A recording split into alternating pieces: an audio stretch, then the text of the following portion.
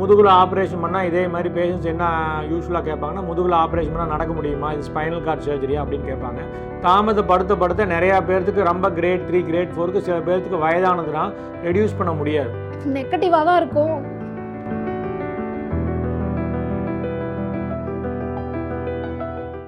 Hello, I am doctor S Vijayakumar, keyhole brain and spine surgeon, Neuro One hospital. So இப்போ பார்க்க போகிற patient வந்து ஒரு யங் ஃபீமேல். அவங்களுக்கு வந்து முதுகு வலி வந்து கிட்டத்தட்ட ஒரு 2 வருஷமாக இருந்துச்சு. அந்த முதுகு வலி வந்து நாளுக்கு நாள் அதிகமாகிட்டே போகுது. இப்போ வந்து லாஸ்ட்டாக ஒரு 3 to 6 monthஸில் அவங்களுக்கு முதுகு வலி ரொம்ப அதிகமாகி 2 கால்லையும் விருன்னு கரண்ட் அடிக்கிற மாதிரி இருக்குது. என்னால் குமிய முடியல, யாரையும் பிடிச்சிட்டு மட்டும் தான் நடக்க முடியுது, அந்த அளவுக்கு கஷ்டமாக இருக்குன்னு சொல்லி வந்தாங்க. அவங்க நம்ம இமேஜிங் ஸ்கேன் எடுத்து பார்க்குறப்போ அவங்களுக்கு முதுகில் வந்து எலும்பு நகுற்ற இருந்தது. அதுக்கு பேர் ஸ்பாண்டைலோலிஸ்டிஸ்ன்னு சொல்லுவோம். ஸோ அவங்களுக்கு எலும்பு ரொம்பவே நகர்ந்துருந்தது. அதில் 2, 3, 4 கிரேடாக பிரிக்கலாம். அவங்களுக்கு வந்து கிரேட் 3ன்னு சொல்லுவோம். ரொம்ப தூரம் எலும்பு நகர்ந்துருந்தது. ஏன்னா அது பல வருஷங்களாக இருந்து எலும்பு நகட்டுறதுனால அவங்க நரம்பு போகிற பாதை நசுங்கி காலில் வந்து அவங்களுக்கு அந்த மாதிரி வலி வருது.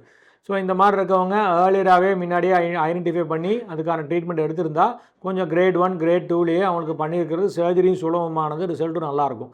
பட் இவங்க வந்து கொஞ்சம் தாமதமாக வந்தாலும் அவங்களுக்கு வந்து கிரேட் 3ல் இருக்கிறப்போ நம்ம அவங்களுக்கு பெடிக்கல் ஸ்க்ரூ இன்ஸ்ட்ருமெண்ட் ஃபியூஷன் சொல்லுவோம். ஸோ 2 எலும்பில் ஸ்க்ரூ போட்டு அந்த நகுந்த எலும்பை பின்னோக்கி கொண்டு அதை சரி பண்ண பார்க்குறது. ஸோ இது சரி பண்ணுறதை பார்க்குறது மூலமாக அவங்களுக்கு வந்து நரம்பு போகிற பாதையை வந்து விடுவிக்கிறது மூலமாக அவங்க நரம்போட அழுத்தம் காலில் குறையுது. அதனால் அவங்களுக்கு வந்து பின்னாடி அவங்களுக்கு இருக்கிற முதுகு வலி, காலில் போகிற வலி இதெல்லாம் அவங்களுக்கு குறைஞ்சிருது. ஸோ இது வந்து ஒரு சர்ஜிக்கலி ட்ரீட்டபிள் ப்ராப்ளம். இது வந்து மெடிக்கல் ட்ரீட்மெண்ட் எதுவும் கிடையாது.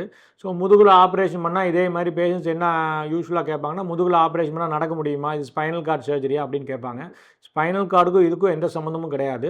ஸோ இந்த நார்மலான அலைன்மெண்ட்டுக்கு கொண்டுறது மூலமாக அவங்களுக்கு உள்ளே இருக்க ப்ராப்ளம் ரெக்டிஃபை ஆகுது. அவங்க நிற்கிறது, நடக்கிறது இது எல்லாமே டே 2, டே 3லேருந்தே பண்ணலாம். யூஸ்வலாக அந்த மாதிரி பேஷண்ட்ஸை 3rd டே 4th டேவே நாங்கள் டிஸ்சார்ஜ் பண்ணிவிடுவோம். அவங்க ஒரு 15 டேஸ்க்கு அப்புறம் அவங்க நார்மல் ரொட்டீன் ஆக்டிவிட்டீஸை பண்ணிக்க முடியும். ஒரு 3 monthsக்கு வெயிட் தூக்குறது இந்த மாதிரி வேலைகளை பண்ண முடியாது. ஸோ சர்ஜரியை ஏர்லியராக ஐடென்டிஃபை பண்ணிக்கிறது மூலமாக அவுட்கம் அவங்களோட பேஷண்ட்ஸுக்கு இருக்கக்கூடிய குணமாக இருக்கிற வாய்ப்புகள் அதிகம். தாமதப்படுத்த நிறையா பேர்த்துக்கு ரொம்ப கிரேட் 3 கிரேட் 4க்கு சில பேர்த்துக்கு வயதானதுன்னா ரெடியூஸ் பண்ண முடியாது. ஸோ ஏர்லியராக ஐடென்டிஃபை பண்ணுறது, சேஃபாக ஸ்பைனில் சர்ஜரி பண்ணுறதுக்கு மூலமாக அவங்க நார்மலான லைஃப்பை லீட் பண்ணலாம். வணக்கம், என் பேர் வந்து ருக்மணி. என் வயசு வந்து 32. நான் அரியலூர் மாவட்டத்துலேருந்து வந்திருக்கேன். எனக்கு வந்து ஒரு 7-8 மாதமாக இடுப்பு பின்னாடி ரொம்ப பெயினாக இருந்துச்சு. ரொம்ப வலி தாங்கவே முடியல. ஒரு கால் வந்து லெஃப்ட் கால் வந்து இழுக்கிற மாதிரி ரொம்ப வலி அதிகமாக இருந்துச்சு. அப்புறம் நான் எங்கள் ஊருக்கு பக்கத்துலேயே போயிட்டு வேறு ஒரு ஹாஸ்பிட்டலில் போயிட்டு ட்ரீட்மெண்ட் பார்த்தேன். அங்கே பார்க்கும்போது அவங்க என்ன சொன்னாங்க, உங்களுக்கு வந்து பின்னாடி போனில் வந்து விலகிடுச்சு, அதனால் நீங்கள் உடனே ஆப்ரேஷன் பண்ணணும், இல்லைனா நீங்கள் படுக்கையில் விழுந்துருவீங்க, கால் வந்து இழுத்துரும் அப்படின்னு சொன்னாங்க.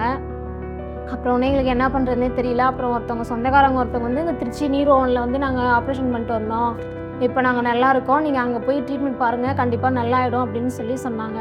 ஆனால் எங்கள் சொந்தக்காரங்க எல்லோரும் என்ன சொன்னாங்கன்னா, நீங்கள் வந்து இடுப்பெலும்பில் ஆப்ரேஷனே பண்ணக்கூடாது, உங்களுக்கு வந்து நெகட்டிவாக தான் இருக்கும்,